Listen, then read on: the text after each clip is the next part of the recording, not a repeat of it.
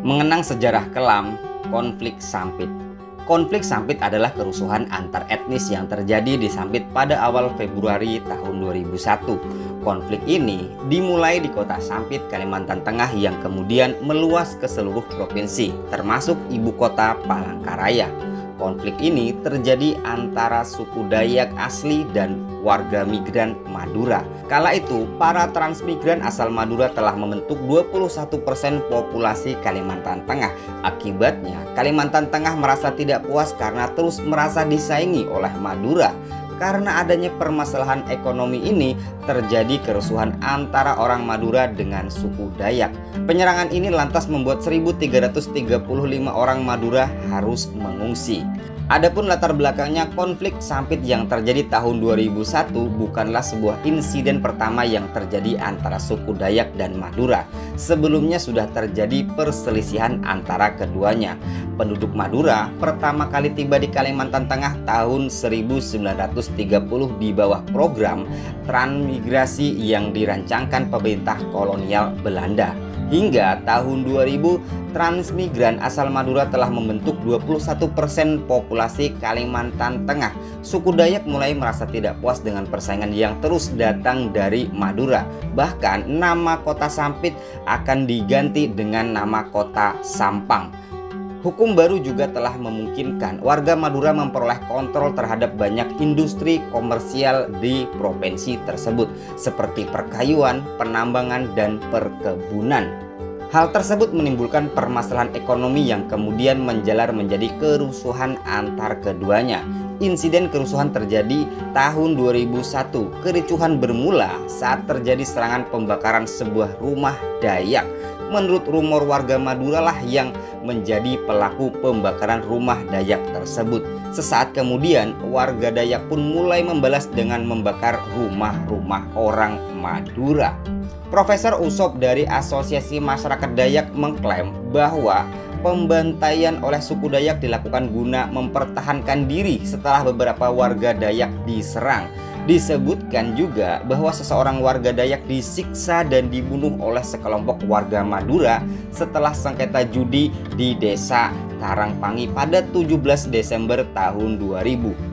Konflik mulai memanas. Situasi kericuhan antara suku Dayak dengan Madura diperarah dengan kebiasaan dan nilai-nilai berbeda yang dimiliki keduanya. Seperti adat orang Madura yang membawa parang atau celurit kemanapun, membuat orang Dayak berpikiran bahwa tamunya ini siap untuk berkelahi. Konflik Sampit sendiri diawali dengan persilihan antara kedua etnis ini sejak akhir tahun 2000. Pertengahan Desember 2000, bentrokan antara etnis Dayak dan Madura terjadi di desa Karangpangi, membuat hubungan keduanya menjadi bersih tegang. Ketegangan semakin memuncak setelah terjadi perkelahian di sebuah tempat hiburan di desa Pertambangan Emas, Ampalit. Seseorang etnis Dayak bernama Sandong tewas akibat luka bacok yang ia dapat. Kejadian ini kemudian membuat sekeluarga dan tetangga Sandong merasa sangatlah marah. 2 hari setelah peristiwa tersebut, 300 warga Dayak mendatangi lokasi tewasnya Sandong untuk mencari sang pelaku. Tak berhasil menemukan pelakunya, sekelompok warga Dayak melampiaskan kemarahannya dengan merusak 9 rumah, 2 mobil, 5 motor, dan 2 tempat karaoke milik warga Madura. Penyerangan ini lantas membuat 1.330 orang Madura mengungsi. Penyelesaiannya, pada 18 Februari tahun 2001, suku Dayak berhasil menguasai Sampit. Polisi menahan seseorang pejabat lokal yang diduga sebagai salah satu dalang di balik serangan ini. Orang yang ditahan tersebut diduga membayar 6 orang untuk memprovokasi kerusuhan di Sampit. Kemudian, ribuan warga Dayak mengepung kantor polisi di Palangkaraya sembari meminta pembebasan para tahanan. Permintaan mereka dikabulkan oleh polisi pada 28 Februari 2001. Militer berhasil membubarkan massa Dayak dari jalanan. Dari konflik Sampit ini, sedikitnya 100 warga Madura dipenggal kepalanya oleh suku Dayak.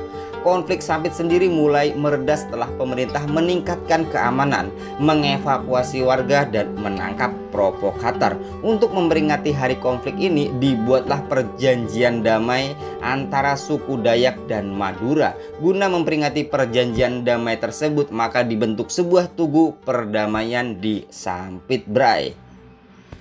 Kami akan selalu berbagi ilmu dan hal unik. Bukti support kalian, tekan tombol subscribe dan notifikasi loncengnya.